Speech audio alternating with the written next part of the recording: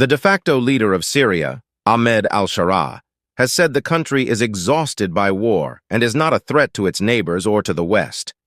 In an interview with the BBC in Damascus, he called for sanctions on Syria to be lifted. Now, after all that has happened, sanctions must be lifted because they were targeted at the old regime. The victim and the oppressor should not be treated in the same way, he said.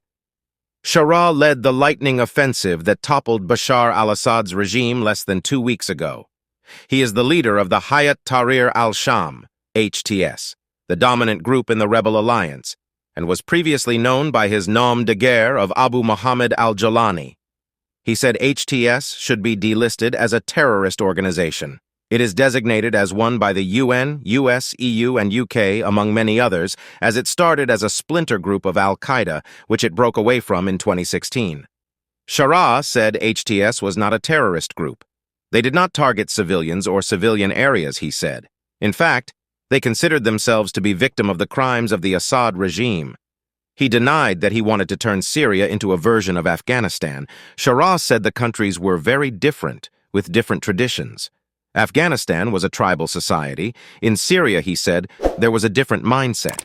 He said he believed in education for women. We've had universities in Idlib for more than 8 years, Sharaa said, referring to Syria's northwestern province that has been held by rebels since 2011. I think the percentage of women in universities is more than 60%. And when asked whether the consumption of alcohol would be allowed, Sharaa said, "There are many things I just don't have the right to talk about because they are legal issues." He added that there would be a Syrian committee of legal experts to write a constitution. They will decide. And any ruler or president will have to follow the law.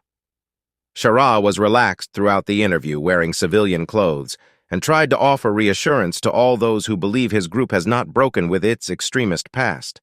Many Syrians do not believe him.